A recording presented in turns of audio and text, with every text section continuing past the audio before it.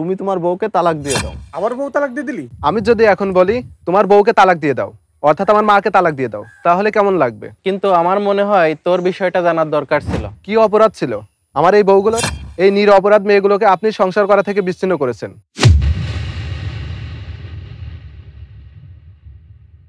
এই সোহাগ, সোহাগ, আব্বা কিছু বলবে আমাকে? হ্যাঁ, আমি তোমাকে বিশেষ একটা কারণে ডাকলাম। তোমার মানসিকতা ফিরে আছে? হ্যাঁ আব্বা, আমি ফিরে আছি, তুমি বলতে পারো। আমি এখন যে কথা তোমাকে শোনাবো হয়তোবা তোমার মাথার উপরে তাল গাছ ভেঙে পড়তে পারে।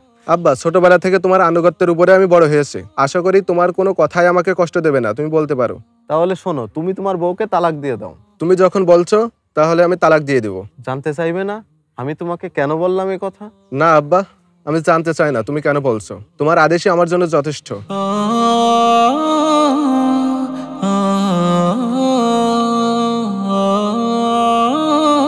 কিরে সোহাগ, গাড়ি বাড়ি কিনে তো ভাব বেড়ে গেছে দেখছি।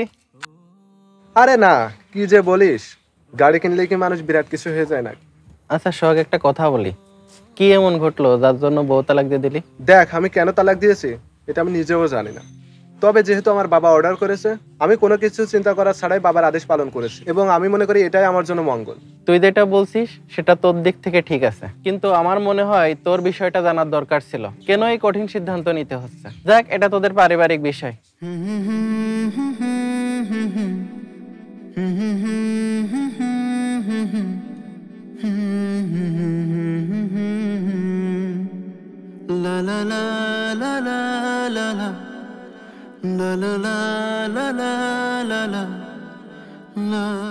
এই সোহাগ, এদিকে আসো। সোহাগ, আমি খুব হিসাব করে বলছি, তুমি তোমার বউ তালাক দিয়ে দাও। কিন্তু আব্বা, কি এমন হলো যে হঠাৎ তুমি এই কথা বলছো আবার?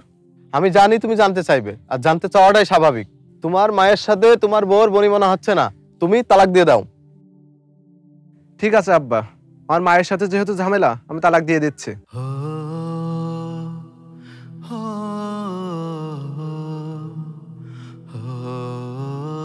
কি রে সোহাগ, কি শুরু করলি?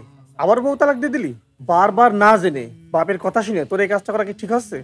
দেখ, আমি যে কি করছি আমি বুঝতে পারছি না, তবে এতটুকু বুঝতে পারছি কোথাও ভুল হচ্ছে। আমার জন্য দোয়া করিস। তুমি বলার আগে আমি বুঝতে পেরেছি তুমি কি জন্য রেখেছো আমাকে। তুমি আমাকে বলো তো, তুমি কয়টা বিয়ে করেছো? আমি আজ তোমার কাছে প্রশ্ন করতে বাধ্য হচ্ছে, একটা মানুষ কতগুলো বউ তালাক দিলে মানসিক শান্তি পায়, আর তা যদি হয় কোনো কারণ ছাড়াই বাবার আদেশে।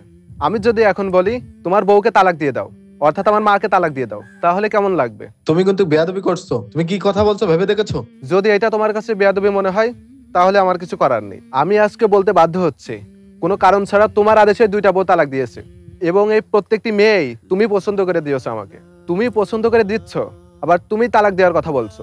এটা হাস্যকর হয়ে গেল না? প্রথমবার বলেছো তোমার কথা শুনেছি, দ্বিতীয়বার বলেছো তাও শুনেছি, তৃতীয়বারও।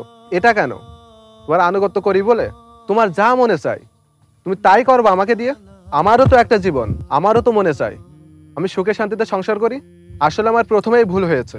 যদি প্রথমবারই তোমাকে আমি প্রশ্ন করতাম তাহলে 3 বউ ছাড়া লাগতো না আমার। আমাদের মতো সহজ সরল ছেলেরা তোমাদের মতো বাবা মার অন্ধভক্ত হয়ে নিজেদের জীবন ক্ষতির মুখে ফেলে দেয়। কি অপরাধ ছিল আমার এই বউগুলোর? এই নিরপরাধ মেয়েগুলোকে আপনি সংসার করা থেকে বিচ্ছিন্ন করেছেন, এর জন্য আপনাকে আল্লাহর কাছে কৈফিয়ত দিতে হবে। আমি দুঃখিত, আমার পক্ষে তোমার এই অন্যায় কথা আর শোনা সম্ভব না। হে সম্মানিত পিতা, নিজের জিদ বজায় রাখতে গিয়ে সন্তানের জীবনকে ক্ষতির মুখে ফেলে দিবেন না।